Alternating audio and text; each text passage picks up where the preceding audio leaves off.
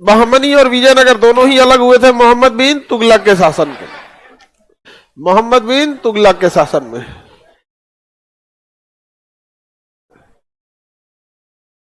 मोहम्मद बिन तुगलक,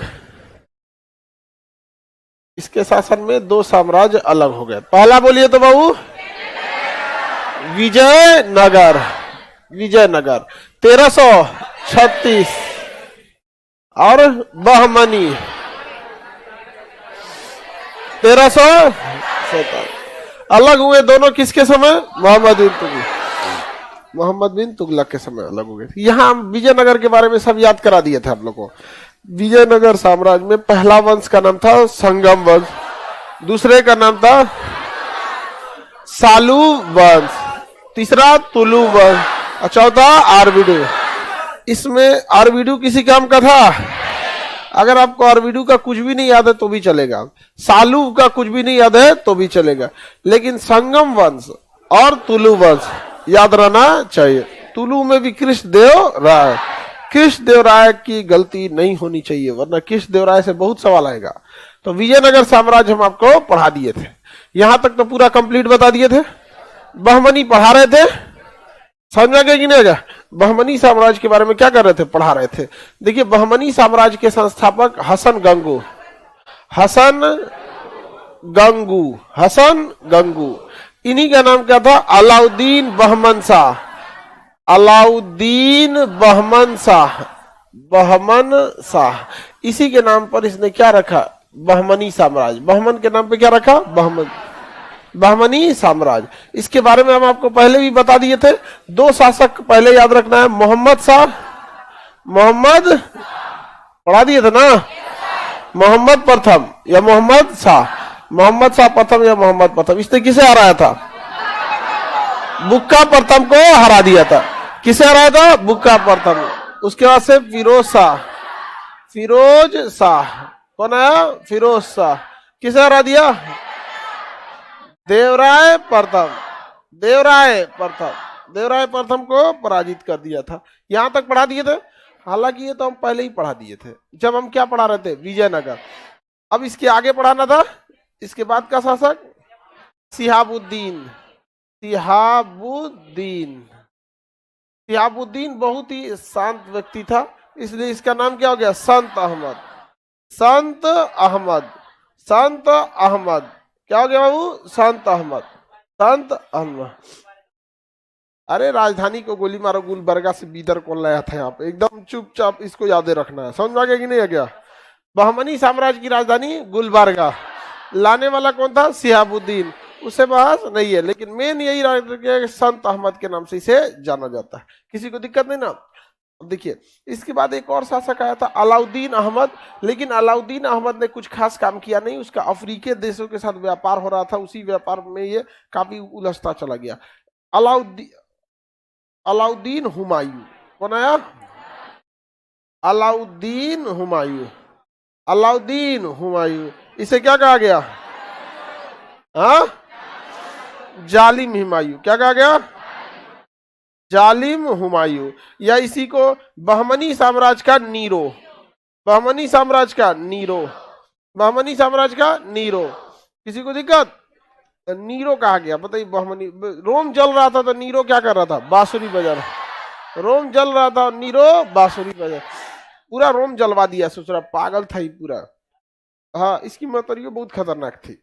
खैर, ये रोम के इतिहास में आप लोग को पढ़ना है। किसके बारे में? नीरो के बारे में, नीरो के बारे में। और वो भी जब आप ऑप्शनल पढ़िएगा तब जाके इतना डिटेल से जाके देखना पड़ेगा। बिना मतलब का सब्जेक्ट पढ़ने से क्या फायदा है? समझ में आया कि नहीं?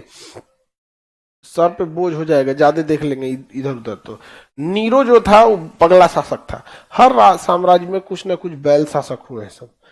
दिक्कत क्या होता था राजाओं के साथ जानते हैं? अपने बेटा को, जब इनके यहाँ साम्राज्य में बेटा वोटा होता था तो उसको महल में पालते थे सब, तकलीफ देखा ही नहीं, तो फिर समाज को क्या समझेगा? समझे?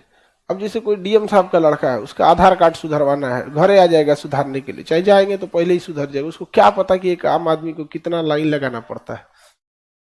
समझाएगा? अब उसका सोच भी क्या हो जाएगा? वैसे ही हो जाएगा। अब जब वो राजा का बेटा राजा बनेगा ना, तो उसका भी सोच ऐसा होगा कि ग्रेजुएशन में स्पोर्ट्स भी होना चाहिए, तीरंदाजी भी होना चाहिए, 4 साल का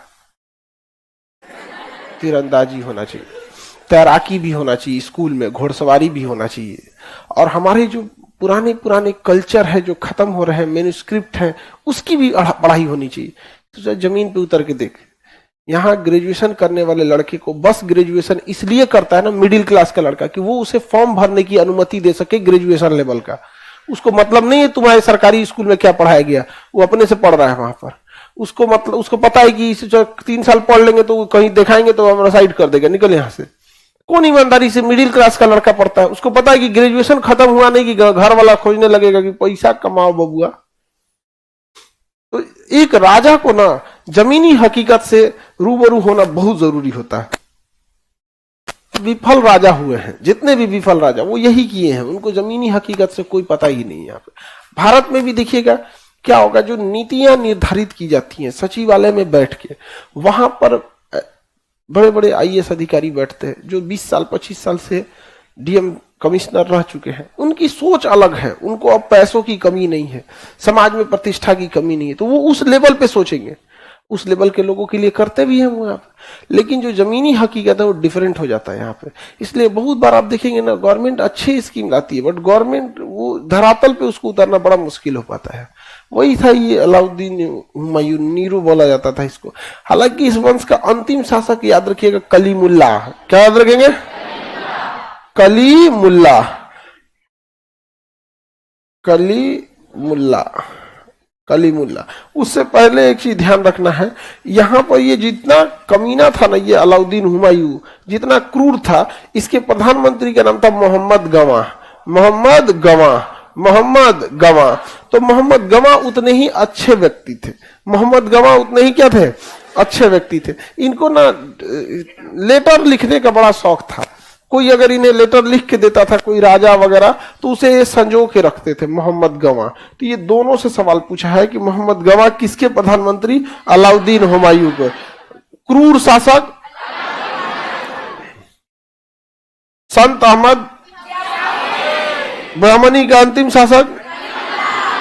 तो बहमनी में इतने शासक अगर याद है ना, तो सवाल इतने ही शासकों से आएगा। बहमनी साम्राज्य, हालांकि हसन गंगू का असली नाम पूछ देता है अलाउद्दीन बहमन शाह, 1347।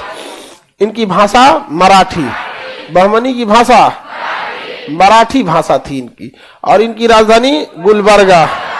गुलबर्गा, एक्चुअल गुलबर्गा लेके कौन आ गया था? ज़ियाउद्दीन गुलबर्गा। इनकी मुद्रा क्या थी? हून। इनकी मुद्रा क्या थी? हून। पैगोडा विजयनगर की थी। इनकी मुद्रा क्या थी? हून। इनकी मुद्रा हून। इन सब ने मिलकर विजयनगर का अंत किया था। ये बहमनी साम्राज्य वालों ने ही किसका अंत कर दिया था? विजयनगर, तालिकोटा के युद्ध में। बताइए, बहमनी साम्राज्य के पहले शासक हसन गंगू, अंतिम पहला अंतिम कलीमुल्ला, अंतिम शासक कलीमुल्ला। किसी को कोई दिक्कत? देखा जाए, देखिए यहाँ पे अगर आप नक्शा के हिसाब से देखेंगे ना, तो नीचे का ये एरिया क्या है? विजयनगर। विजयनगर बहुत शक्तिशाली हो गया था। और ऊपर का ये कंप्लीट एरिया क्या है? बहमनी। क्या है? बहमनी। हालांकि कलीमुल्ला के टाइम तक बहमनी एक ही था। कलीमुल्ला जब खत्म हुआ तो बहमनी साम्राज्य 5 टुकड़ों में टूट गया। यहाँ पर अहमदनगर हो गया, बरार हो गया, बीदर हो गया, बीजापुर हो गया, गोलकुंडा हो गया। समझ में गया कि नहीं गया? कितने भाग में टूट गया? सबसे दूर कौन था? बरार, ऊपर में। बहमनी साम्राज्य के शासक जो थे उसमें विजयनगर के शासक सदाशिव राव। अपना प्रधानमंत्री किसे नियुक्त किया? राम राय। राम राय ने सोचा कि इन 4-5 को भड़का दिया जाए, लेकिन बरार नहीं भड़का, बल्कि उसने क्या किया? सारा जानकारी बता दिया। तो ये चारों मिल के मार दिए किसको? विजयनगर। तालिकोटा का युद्ध, तालिकोटा का युद्ध, या बन्नी हट्टी का युद्ध, या राक्षसी तरंगनी का युद्ध। हालांकि मेनली नाम है तालिकोटा का युद्ध, 1565। इसमें किस वंश का अंत हो गया? विजयनगर, विजयनगर का। तो बहमनी पढ़ा दिए ना, बहमनी वंश के अंतिम शासक। भाषा, मुद्रा, राजधानी, हसन गंगू का ही कोई क्या कहा जाता है? अलाउद्दीन बहमन शाह, अलाउद्दीन बहमन शाह, सब पढ़ा दिए आप लोग को। मोहम्मद शाह ने हरिहर प्रथम को हरा दिया था कि बुक्का प्रथम को? बुक्का प्रथम। किसे हराया था? बुक्का प्रथम को हरा दिया था। आगे बढ़े, अंतिम शासक इस वंश के कलीमुल्ला। उसके बाद ये वंश का क्या हो गया? बिखरा हो गया। अंत नहीं, बिखरा हो गया। बहमनी साम्राज्य पहले एक ही था, बाद में क्या हो गया? बिखर गया। कितने साम्राज्य में बिखरा? 5 साम्राज्यों में बिखर गया। कितने भागों में? 5 भाग में बिखर गया। किसके समय? कलीमुल्ला के समय। बताइए, इसमें 5 में से क्या तालीकोटा के युद्ध में बरार भाग लिया था? तालीकोटा के युद्ध में बरार ने भाग नहीं लिया था। किसी को कोई दिक्कत? आगे बढ़ जाए। तो इसमें क्या है, आप लोग को याद रखना है कि आपको पहले पता है कि 5 भागों में बिखरा हुआ था। बरार, बीजापुर, अहमदनगर, गोलकुंडा, बीदर। तो ये तो 5 भाग में टूट गया था कलीमुल्ला के समय ही। इस 5 जगह पे कौन वंश का शासन था, ये याद रखना है। और जब बस ये 2 ठो याद हो गया ना, तो ये ऑटोमेटिक याद हो जाएगा। कैसे? इमाद शाही वंश के संस्थापक फतेहुल्ला इमाद शाह। देखिए, इमाद शाही, इमाद शाह लिखा हुआ है, समझ में गया। आदिल शाही वंश के, देखिए आदिल है, आदिल शाह लिखा हुआ है, याद ही नहीं करना है। निजाम शाही वंश को थोड़ा सा याद रखिएगा, मलिक अंबर है, इसे मैच नहीं किया। बाकी सब में देखिए, कुतुब शाही वंश का कुली कुतुब शाह, बरीद शाही वंश का अमीर अली बरीद। तो देखिए, आपको ना अगर वंश याद है तो संस्थापक याद करने में दिक्कत नहीं है, उसी का नाम में उसमें ऐड है। बस एक तो है निजाम शाही वंश का मलिक अहमद, जिसमें ऐड नहीं है। बाकी सब क्या है? ऐड है। ऐड है कि नहीं है? लेकिन आपको किस जगह पे कौन वंश का शासन चल रहा था ये याद रखना पड़ेगा। किस जगह पे किस वंश का शासन चल रहा था ये याद रखना पड़ेगा। रेडी आप लोग? चलिए,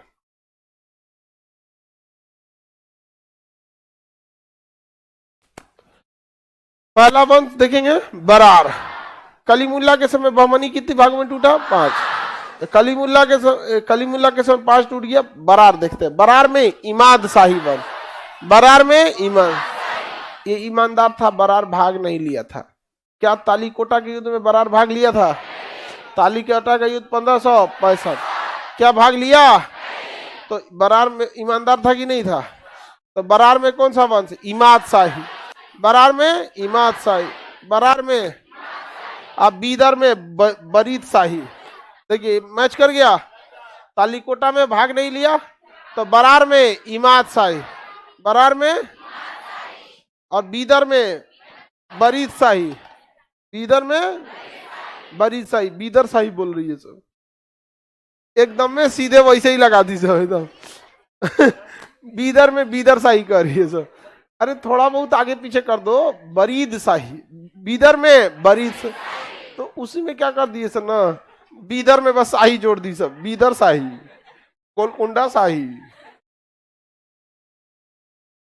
हाँ, अरे रहने दीजिए। बरार ईमानदार था, भाग लिया। बरार में इमाद शाही, बीदर बरीद शाही, बीदर बरीद शाही, सब याद हो जाएगा, बहुत इजी है। देखिए, गोलकुंडा क्या है? गोलकुंडा। बताइए, यहाँ पे कुतुब शाही, कुतुब मीनार गोल है कि नहीं है कि चौकोर है कुतुब मीनार? हाँ, गोल बनाइए है कुतुब। तो गोलकुंडा कुतुब शाही, गोलकुंडा कुतुब शाही, गोलकुंडा, गोलकुंडा कुतुब शाही। लाइव वाले सब लोग याद हो गया? तुम लोग भी बोलते चलो। लाइव वाला बैठा रहता है एक जगह रजाई में घुस के, उसी में से टुकुर टुकुर झांकते रहेगा, पढ़ते रहेगा। निकल के क्या करो लोग उसमें से एकदम। ठंडी का दिन आ गया ना अब, हाँ, ऑनलाइन में वैसे ही करता है तुम लोग, निकल में नहीं करता ऐसे। ठंडी के दिन बड़ी उटपटांग दिन होता है, ठंडी के दिन टाइम खत्म हो जाता है, पता ही नहीं चलता है। और निकल जाया करो जितना जल्दी बिस्तर से। Early to bed and early to rise, बचपन में पढ़े थे ना। हालांकि पढ़ने के लिए कोई फिक्स टाइम नहीं है, लेकिन अगर आप पहले उठ जाते हैं ना तो बाकियों की तुलना में दिन का उपयोग ज्यादा कर लेते हैं, थोड़ा सा समय ज्यादा यूज कर लेते हैं। हमारी बॉडी को क्या है ना कि अगर आप 10 घंटा सोने की आदत डाल देंगे तो 10 घंटा ही रिक्वायर हो जाएगा उसके लिए। 7 घंटा का अगर आदत डाले ना तो 7 घंटा सोइएगा। तो कोशिश कीजिए कि थोड़ा सा सदुपयोग कीजिए टाइम का। सूत के काहे बिता रहे हैं? एक जगह सेटल्ड हो जाइए, बढ़िया सा जॉब ले लीजिए। जब आपका पूरा लाइफ सेट हो जाएगी तो फिर आपको नींद भी ठीक ठाक आएगा। अभी नींदों में टेंशन रहता है, नींद में टेंशन नहीं रहता है, का हो तो का ना हो तो। हाँ, आगे बढ़े। 4 बजे हम लोग उठ जाते हैं, इतना पहले मत उठो। ठंडा के दिन में 4 बजे उठ जाएगा, मार देगा क्या? ठंडा मार देगा। असल में आजकल का ना जमाने में ना पता नहीं, लड़का लड़की सब मतलब विद्यार्थियों के अंदर से ना एक चीज है कि डर खत्म हो गया है पढ़ाई के प्रति। ये बहुत बड़ा डीमेरिट हम देखते हैं। हम लोग के समय में, या हमने मतलब आज से 20 साल पहले की बात करें तो एक डर होता था। मतलब अगर आपके पास एडमिट कार्ड आने से पहले, एग्जाम के 2 महीना पहले ना, चाहे लड़का पढ़ने वाला हो या ना हो, उसके अंदर एक डर देखा जाता था। आज तो डर ही खत्म हो गया है पढ़ाई के प्रति, पता नहीं क्या हो गया है।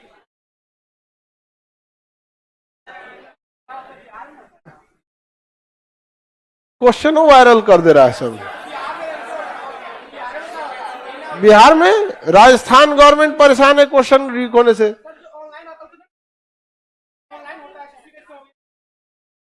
सेंटर लेवल पे जो चीजें होती है उसमें लीक होने की संभावना कम रहती है, लेकिन जो ये फिजिकल पेपर दे दिया जाता है ना, इसमें संभावना थोड़ा सा ज्यादा हो जाता है। ऑनलाइन वाला जो है उसमें थोड़ा टेक्निकली क्या है कि अगर आप टेक्निकली स्ट्रांग है, हैकिंग रोक दिए तो लीक नहीं होगा। और ये जो क्वेश्चन दिया जाता है ना एग्जाम में, उसमें क्या होता है ना कि सेंटर पे तो आपको क्वेश्चन पहले देना ही होगा, समझ में कि नहीं गया? सेंटर पे तो क्वेश्चन पहले भेजना होगा। वहां से क्या करते हैं ना, थोड़ा देर पहले घुमा देता है सब यहाँ पे, समझ में कि नहीं? लीक क्वेश्चन अभी दरोगा वाले में क्या था कि व्हाट्सएप पे थोड़ा देर पहले घूमने लगा था। हम लोग तो मोबाइल बंद कर दिए थे लोग। दिक्कत क्या है, मोबाइल बंद रखो, सोचा कौन ठीक है, कोनो भेजो दिया तो आदमी वो कहेगा कि ये होने चला है। हाँ, हमारे क्वेश्चन एग्जाम के जो बुक है उसमें से पूरा अभी छाटा गया तो दोनों शिफ्ट में मिला के एक में 71 मिला है, एक में 60 के आसपास मिला। अभी हम वहां पे अभी भी हम रुके हुए हैं कि पहले थोड़ा सा डिसीजन ले लिया जाए कि क्या है क्या नहीं, आयोग क्या सोच रही है क्या नहीं, उसके बाद डिस्कशन आदमी कराएगा। यहाँ पे पहले नहीं करा रहा है कि आदमी, क्योंकि पेपर नहीं दिया था। हालांकि पूछ पूछ के आ ही गया, बाद में जो वायरल हो गया यहाँ पे, उससे आदमी खुद से टाइप करा ही दिया यार। लेकिन ये पेपर लीक हो जाना, ये भी एक स्टूडेंट के लिए बड़ी उटपटांग चीज हो जाती है, उसका हिम्मत टूट जाता है। लेकिन आप लोग ज्यादा हिम्मत टूट, देखिए आप पढ़ाई से डिस्ट्रैक्ट नहीं होइएगा। रीजन समझिए क्या चीज है कि अगर एकदम वर्स्ट कंडीशन भी मान के चलिए, तो अगर आप पढ़ने में ठीक है ना, तो थोड़ा सा और मेहनत कर देंगे तो इन सारी चीजों के होने के बावजूद आपका सिलेक्शन लेके चले जाएंगे। लेकिन अगर दिमाग में ये बैठा लिए कि एग्जाम में धांधली होती है यार, रिजर्वेशन है, पेपर लीक है, फिर आपको इससे बेहतरीन बहाना मिल ही नहीं सकता असफल होने का। ये एकदम समझिए असफलता का मोटिवेशन है ये। अगर किसी व्यक्ति को असफल करना है ना, तो उसको कैसे मोटिवेट किया जाता है, यार रिजर्वेशन के चक्कर में आधा सीट चल गया, फिर क्वेश्चन वायरल हो जाता है, नकल कर लेता है यार, सेंटर मैनेज है, ये सब मोटिवेशन है किस चीज का, असफल का। पक्का उस टेंशन एंजाइटी में चल जाएगा। अब ये एंजाइटी क्या होता है पता नहीं है हमको, लेकिन सुनने में ठीक लगे। एंजाइटी मैंने कौन सी होता है, स्ट्रेस। इस सीबीएसई वाला में कोई बीमारी होता है? हाँ, अरे बाबू, ये जो सो कॉल हाई क्लास की फैमिली है ना, बड़े बड़े इलीट क्लास के घर वाले, जितना टेंशन लेके ये सुसाइड कर लेते हैं ना, उतना मिडिल क्लास वाला लेके पैदा होता है।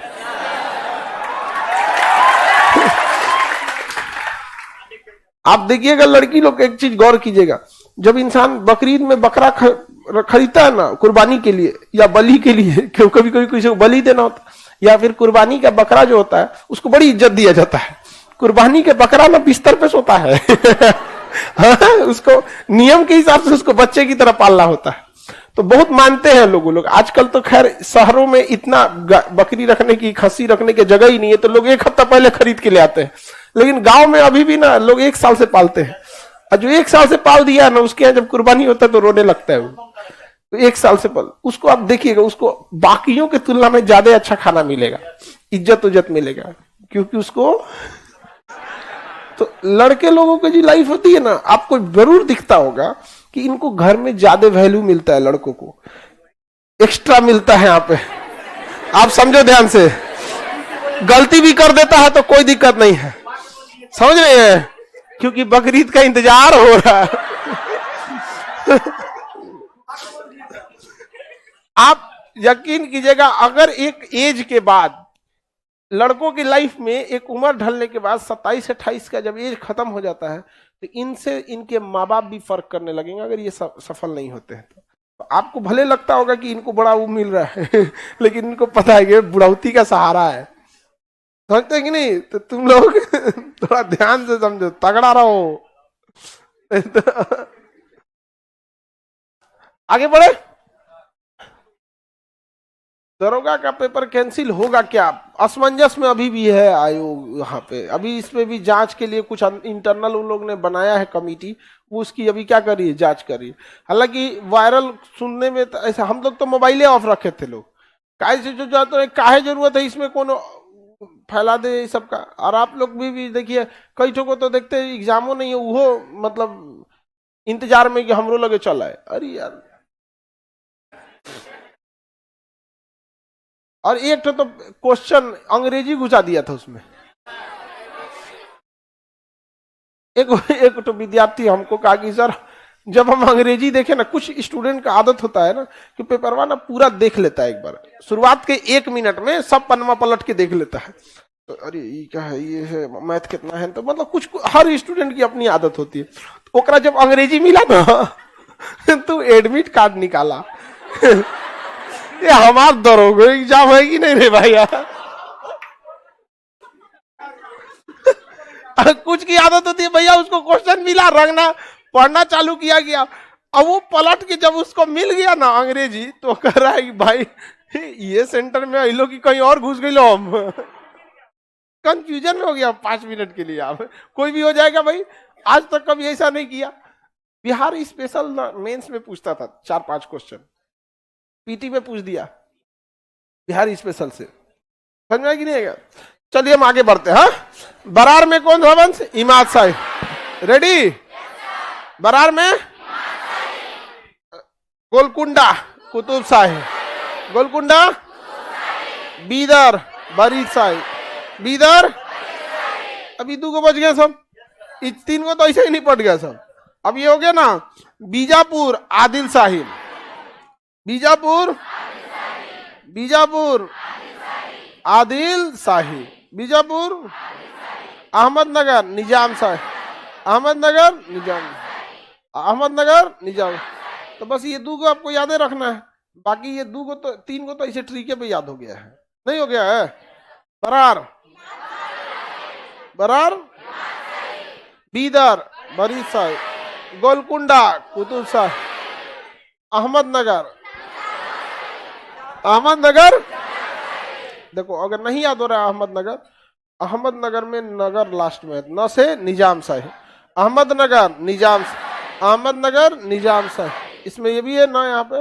बाकी इसको मार देना भैया, बीजापुर आदिल शाही, एको को तो याद रखो गधा, बीजापुर आदिल शाही, बीजापुर आदिल शाही, बीजापुर अहमदनगर, नगर है न से निजाम शाही, अहमदनगर निजाम। ध्यान से देखो, हम पूछते हैं अभी, ये पूछता है बाबू, कभी कभी अटका देगा, अगर पूछेगा ना तो अटका देगा आपसे। ये डेट नहीं पूछता है, ये डेट नहीं पूछेगा, संस्थापक पूछेगा, बस इतने दूर का पूछता है, इधर का नहीं, उतने दूर का पूछेगा।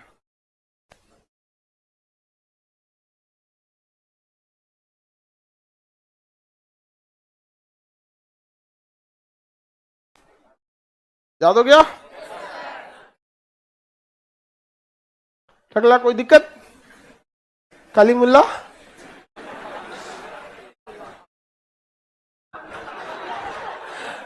दुबला पतला लड़का टकला हो जाता है ना, लगता है लाठी में घैली टांगल है।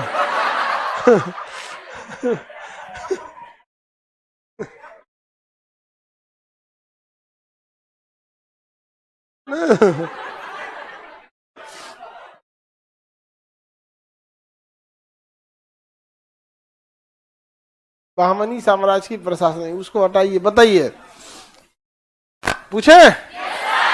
बीजापुर, बीजापुर आदिल शाह, बीजापुर, अहमदनगर, बीदर,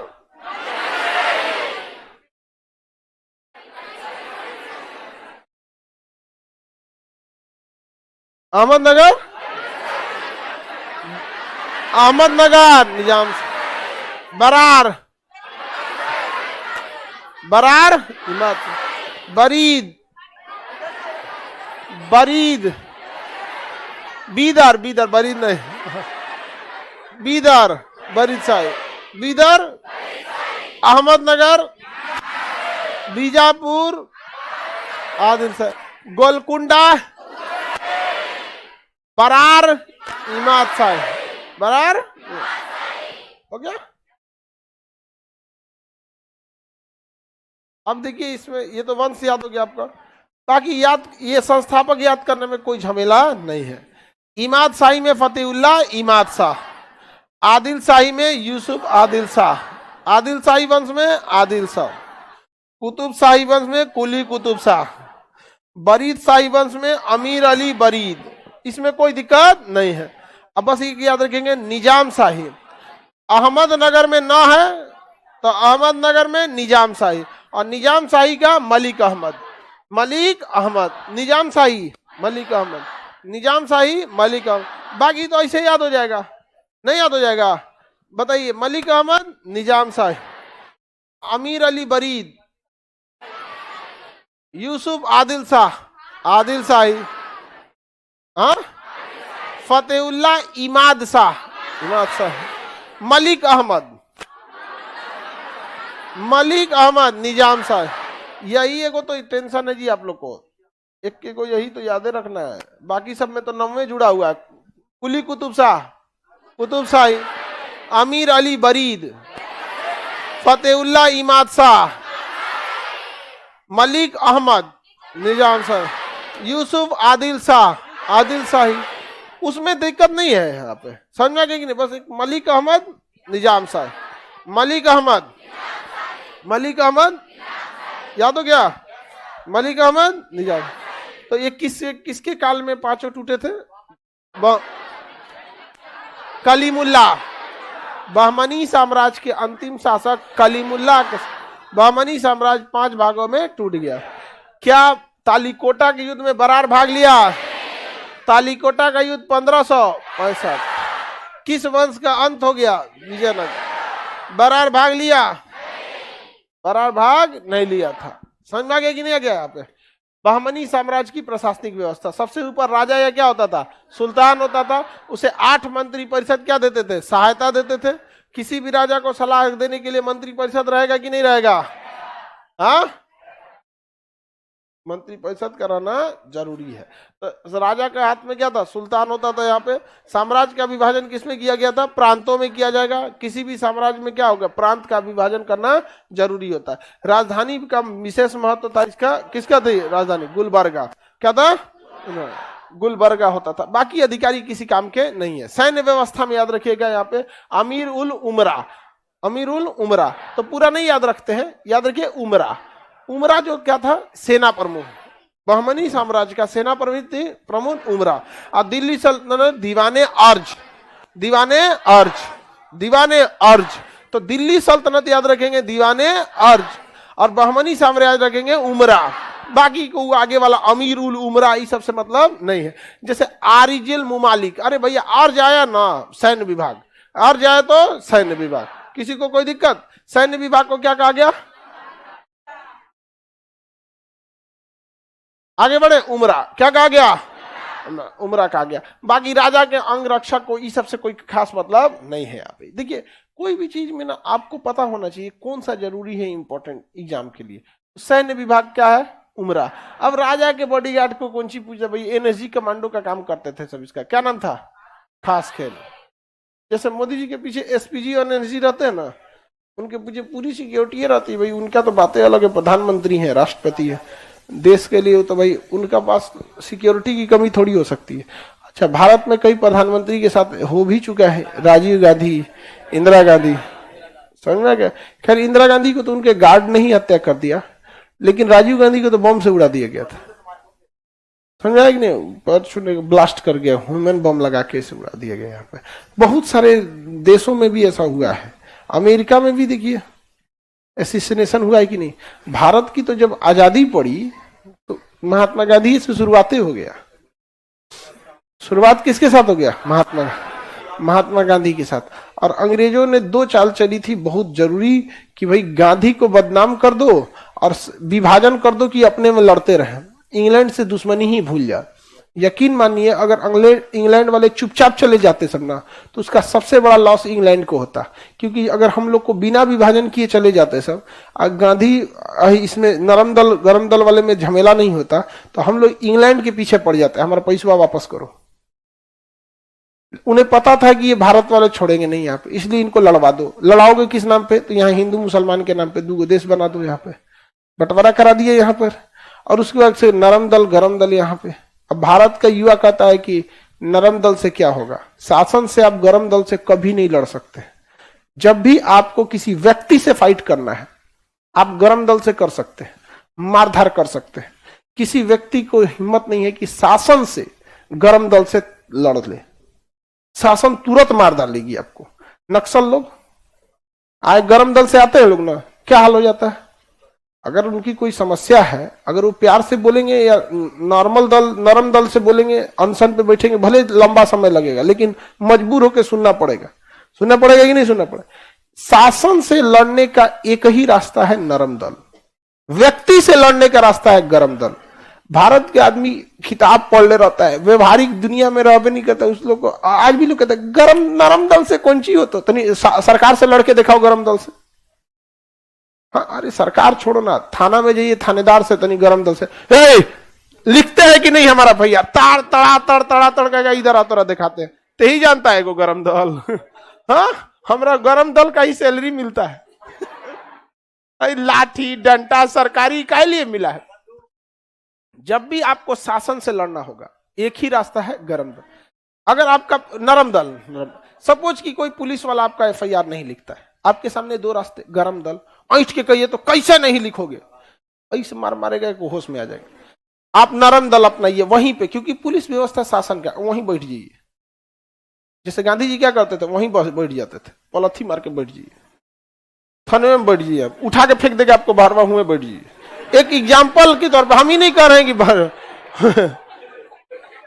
4 दिन बाद मीडिया तेडिया आ जाएगी, यार लिख के भेज इसका पगला करके, कहां से ये आके बैठ गया, जो मालिक होगी लो जाए। शासन से लड़ने का रास्ता केवल और केवल नरम दल।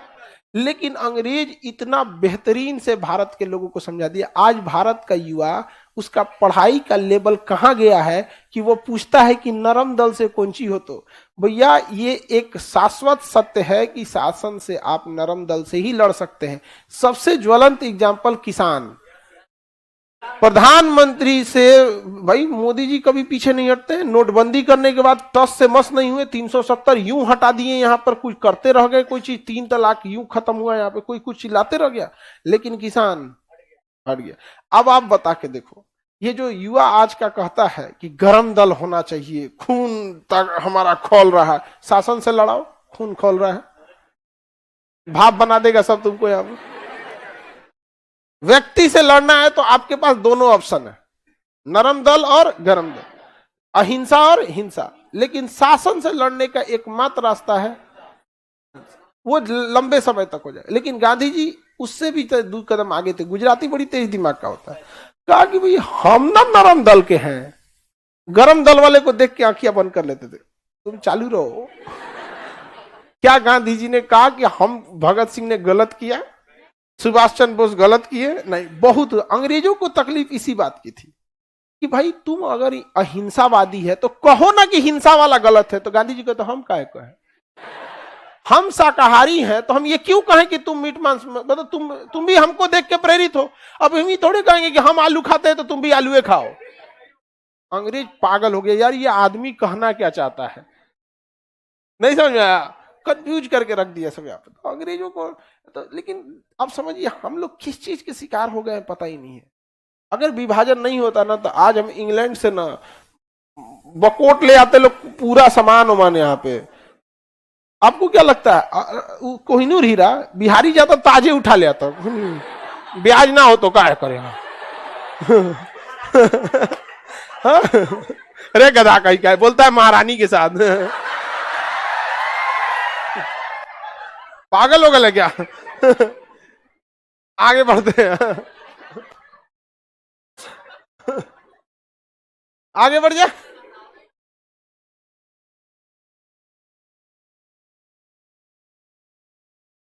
किसी को दिक्कत है ना।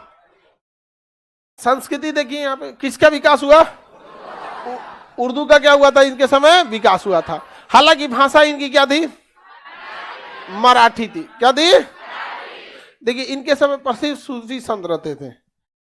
गेसुद राज किसके समय थे, बहमनी साम्राज्य। पूरा साम्राज्य बोलना है, किसी राजा का नहीं। गेसुदास किसके समय है, गेसुदास बहमनी साम्राज्य, किस साम्राज्य के, बहमनी साम्राज्य के रहने वाले थे यहाँ पे। किसी को दिक्कत, किस भाषा का विकास हो रहा था, उर्दू भाषा भारत में ही जन्मी है। उर्दू भाषा कहाँ जन्मी है, भारत।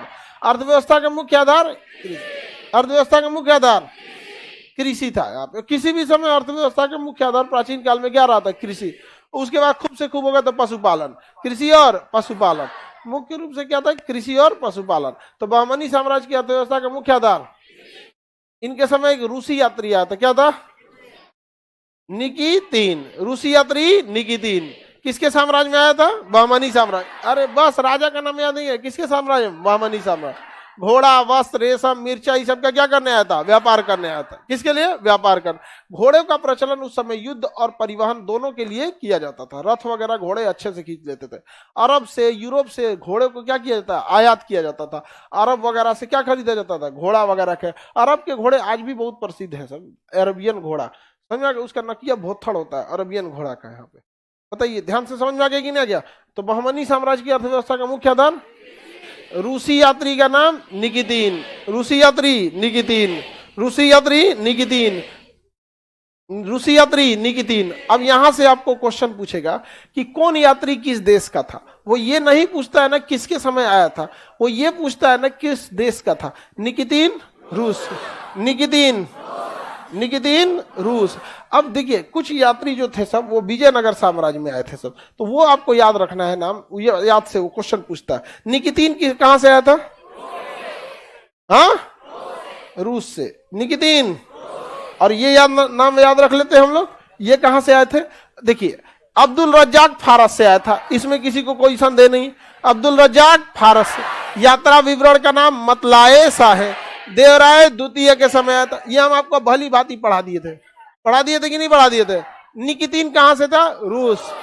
अब्दुल रज्जाक फारस, निकितीन रूस। अब्दुल रज्जाक फारस, निकितीन रूस। अब्दुल रज्जाक फारस, निकितीन, अब्दुल रज्जाक फारस। याद हो गया। अब ध्यान दीजिए, यहाँ भी इटली, यहाँ इटली, यहाँ इटली, 3 गो इटली है। हम इटली छोड़ के याद कर लेते हैं पुर्तगाल वाला। कौन याद रहे, पुर्तगाल। बारबोसा नूनीज, पुर्तगाल।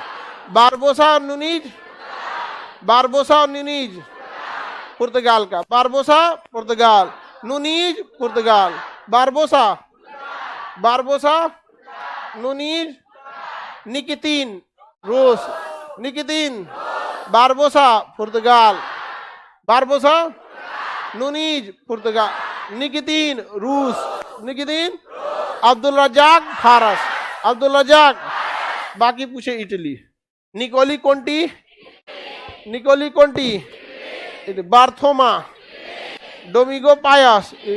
तो हम का इटली वाले याद रखे, जो बच गया कहाँ चिपका दीजिएगा, कहाँ चिपका देना है, इटली। अब्दुल रज्जाक फारस, Abdul Razzaq, Abdul Razzaq Nuniz, Nuniz पुर्तगाल, नूनीज पुर्तगाल। बारबोसा, अरे गधवा, कम से कम 2 को तो याद रखना ही पड़ेगा ना। ये सबको तुम लोग चिपकाएगा इटली ले जाके। लड़की लोग बताएगी इधर से, इधर से गर्ल्स लोग हटा दे। देखो जहरीला है सभी से पूरा है। हाँ बताइए आप लोग। निकितीन, बारबोसा, डोमिगो पायस, बार्थोमा, बार्थोमा इटली। तुम लोग बता लो बबनी लोग यहाँ। अब्दुल रज्जाक, डोमिगो पायस इटली। बारबोसा,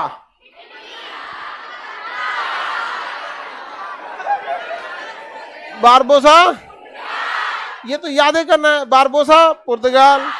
नुनीज, बारबोसा, नुनीज, निकिदीन रूस। Abdul Razzaq, निकोली Conti, Barthema, Domingo पायस इटली। तो इटली वाला याद नहीं रहेगा तो चलेगा, लेकिन बाकी सबको निपटा देना। तो बहमनी साम्राज्य और विजयनगर साम्राज्य समझ में आ गया? किसी को कोई संदेह? बहमनी साम्राज्य में पूरा बता दिए आपको। जालिम हुमायूं याद रखिएगा। अलाउद्दीन हुमायूं को ही जालिम हुमायूं कहा जाता था। हसन गंगू का नाम अलाउद्दीन बहमन शाह। तालीकोटा का युद्ध 1565। बरार भाग नहीं लिया था। चलिए अब आगे का क्लास कल समझेंगे, ठीक है।